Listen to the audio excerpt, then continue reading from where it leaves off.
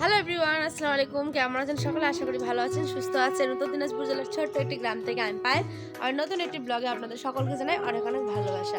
তো ব্লগটা সকালবেলা থেকে শুরু করলাম। এখন যাচ্ছি হচ্ছে আমরা বর দেখতে, মানে যে আমার মামা শ্বশুরের মেয়ের বিয়ে। আপনারা ব্লগগুলো দেখলেন। তো আমাদের যেহেতু বউ ভাতের নিয়ম ছিল, তো বউ ভাতে তো আমি যেতেই পারিনি। তো বউ ভাতের আর কি পরের দিন যেহেতু বর এসছে, তো ভাবলাম চলুন সকলে মিলে যাই, একটু দেখে আসি।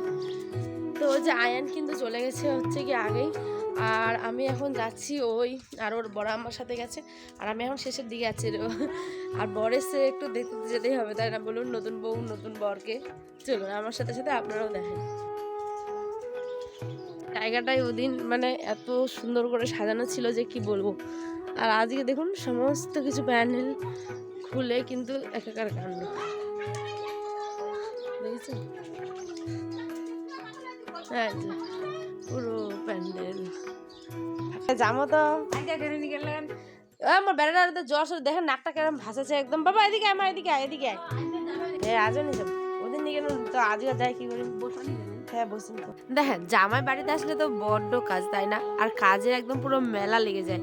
তো জামাই আপ্যায়নের জন্য এত কিছু ব্যবস্থা। আর এদিকে দেখছেন আমি আর আমার জামা মিলে একটা গল্প করছিলাম। তো আমরা হাসতে হাসতে মানে পাগল হয়ে যাচ্ছিলাম। দেখেন এখানে কিন্তু নতুন বউ তার বর তার আত্মীয় স্বজনদের খাওয়াতে গিয়ে ব্যস্ত। বাউ কামাই নিবে চলো চলো চলো আগে চলো চলো। আর আয়ান কোথাও গেলে কিন্তু এক ফোঁটাও স্থির হয়ে বসে থাকে না, এদিক যাবে সেদিক যাবে, দৌড়দৌড়ি করবে। দেখছেন এই জায়গাটায় সেদিন কত না সুন্দর লাগছিল, তাই না? কত রকমের আলো, কত রকমের মানে কাপড় দিয়ে মোড়া। আর ভালো জিনিস কেমন জানি তাড়াহুড়ো করে চলে যায়, তাই না? এই আসে যখন বিয়ে আসে তখন কত একটা আনন্দ, এই বিয়ে বিয়ে। আর যখন চলে যায় তখন সত্যি কত না মন খারাপ হয়, তাই না? চলুন এখানে তো সকলে তার মানে খাওয়া দাওয়াতে ব্যস্ত। আর এদিকে দেখছি যে আয়নকে মানে মামি দিয়েছিল হচ্ছে কি চিড়ের পোলাও, মানে এখানে জামাই স্পেশাল আর কি চিড়ের পোলাও, মাংস, অনেক কিছু। নানি আজ টন্ডন হয়ে গেল, তো জোর টোর সব ছুটে গেল, সব টন্ডন হয়ে গেল। বয়ে বয়ে আনছে পের ক্ষীর নুন পুরি। ওকে সকালবেলা জামাই কিন্তু আপ্যায়ন করতে অনেক কিছু লাগে, দেখছেন এখানে হচ্ছে এটা কিন্তু নর্মাল লুচি না, এটা হচ্ছে গিয়ে নুন পুরি, তারপরে বুদে, তারপরে হচ্ছে মিষ্টি, সমস্ত কিছু দেওয়া হয়েছিল। আর এদিকে বাবা কিন্তু বাড়ি চলে যাচ্ছিল, তারই মধ্যে খাওয়া দাওয়া কিন্তু বাবার হয়ে গেছে অলরেডি। দেখেন আসো আসো তো স্টার্ট করছো গাড়িটা দিয়ে, এই চাবিটা দিয়ে আসো না, আয় কান্না করবে আয় স্টার্ট করতে বলে চাবিটা ঘুরাই এ বুম চলো আমায় আপা দে ভাই আল্লাহ আল্লাহ না পরে যাবো। হ্যাঁ দেখুন বাবা তো বিয়ে বাড়ি ছিল, তো একে একে সকলে মিলে বিদায় নিচ্ছে। আর এদিকে কিন্তু বাবাও বাড়ি চলে গেল। আর আয়ানকে নিয়ে তো আমি আমার কাজে আবার লেগে পড়তে হবে, কারণ এত আনন্দ করেছি তার মধ্যে এমন ঘটনা ঘটবে কে বা জানতো, তাই না? সত্যি আনন্দের মধ্যেখানেই কেমন খারাপ জিনিসগুলো ঘটে যায়, তাই না? প্রত্যেকটা খুশির মধ্যেই যেন কষ্ট লুকিয়ে থাকে। তো চলুন আয়ানের আজকে এমন মানে কি বলবো কাশি হচ্ছিল যে ওকে ভাব দিতে নিয়ে গেছিলাম হচ্ছে গিয়ে ডাক্তারের কাছে, জানেন? দাঁড়ান তার আগে যে কাজ তো করতে হবে, তাই না? দেখছেন এই চাটালটাতে এত লেবুর ফল মানে সরি ফুলগুলো পড়ে থাকে যে কি বলবো, মানে মোটামুটি করে জাস্ট ঝাড় দিচ্ছে, হাতে অনেক কম সময়, এখন ওকে নিয়ে যেতে হবে। তার আগে এই কাজগুলোকে সেরে নিব। আর আয়নের আব্বা যেহেতু চলে গেছে আমাকে একাই নিয়ে যেতে হবে আমাদের বাড়ির পাশেই আর কি এখানটাই। তো ওর যেহেতু বুকে কফ জমে গেছে, তো বাচ্চা মানুষ তো ওর তো এখনো 2 বছরও হয়নি, তো ও এত মানে কাশছে যে কি বলবো। হ্যাঁ ওই তো থুতুটা ফেলতে পারছে না, তো সেই কারণে আর কি ভাব দেওয়া যাতে কফটা গলে যায় আর কি। দাঁড়ান তার আগে যে বাসনগুলোকে ধুয়ে নিতে হয়। বাবা তো খেয়ে দিয়ে চলে গেল। আর আমরা ওখানে সকালবেলা থেকে এই যে লুচি দেখতে পেলেন, মানে সরি লুচি না, ওটা হচ্ছে নুনপুরি। তারপরে এটা নিয়ম আর কি, যখন প্রথম বর আসে বা যখনই জামাই বাড়িতে আসুক না কেন, নুনপুরি, বুদে, মিষ্টি, তারপরে হচ্ছে কি ফলমূল, ক্ষীর, সেমাই, সমস্ত কিছু আগে জামাইকে দিতে হবে। তার সাথে দিতে হবে হচ্ছে গিয়ে দেশি মুরগির মাংস, পোলাও, আমরা বলি পোলাও কিন্তু আবার আমার শ্বশুরবাড়ির দিকে সেটাকে বলে পালা। মানে বলে না কোনো দেশের গালি তো কোনো দেশের বলি, ঠিক তেমনই একটা কথা আর কি। চলো, এদিকে আমার বাসনগুলো তো ধোয়া কমপ্লিট, মোটামুটি হয়ে আসছে। তাড়াহুড়ো করে করছি জানেন, কারণ আয়ানকে নিয়ে তো আবার যেতে হবে আমাকে, তাই না? আর তার সাথে যাবে হচ্ছে একটা পুচকি, মানে আমাদের যে দিদি এসে তারই মেয়ে আর কি। চলুন এগুলো তাড়াতাড়ি করে ধুয়ে নিই। আর এত কাজের মধ্যেও আয়ানের মানে ওর এত খেলাধুলো করছিল, এদিক সেদিক যাচ্ছিল, সেই জন্য ওকে এই যে চেয়ারটাতে, মানে সরি ইটাতে, সাইকেলটাতে বসে দিয়েছিলাম।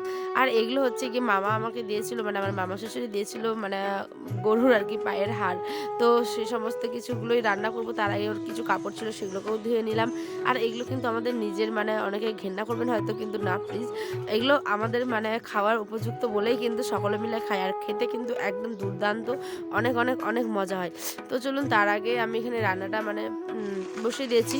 পেঁয়াজ কুচি আর রসুন কুচি দিয়ে ওটাকে ভেজে নেবো ভালো মতো করে, তারপর জিরে বাটা, আদা বাটা, সমস্ত কিছু আর কি বাটা মশলা দিয়েই এই যে হাড়গুলোকে ভালো মতো করে মানে কষিয়ে নিচ্ছি। হ্যাঁ, এটা কিন্তু জল দিলে একদম ভালো লাগে না, কারণ জল দিলে কেমন একটা মানে হয়ে যায়। আর এটাতে প্রচুর পরিমাণে ক্যালসিয়াম আছে বলে কিন্তু ডাক্তাররাও অনেক সময় বলে এই সমস্ত খাসির পা বলো বা গরুর পা, এই সমস্ত কিছু খাবার তো যার যেরকম রুচি আমরা কিন্তু খাই। হ্যাঁ, চলো ওদিকে তো ওগুলো হয়েছে, আর এদিকে কিন্তু আমি এই যে আদা, তারপরে হচ্ছে গিয়ে শুকনো লঙ্কা আর তেজপাতা সম্বাস দিয়ে মুগের ডালটা বসিয়ে দিয়েছিলাম।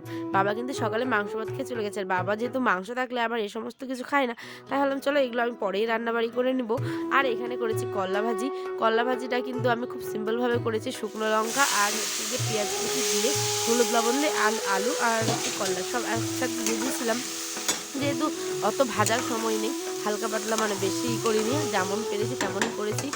আর এই করলা ভাজি কিন্তু সত্যি মাছ মাংসের সাথে বেশ ভালোই লাগে। চলো এটা ঢাকা দিয়ে দিলাম, কিছুক্ষণের জন্য এটা হতে থাক।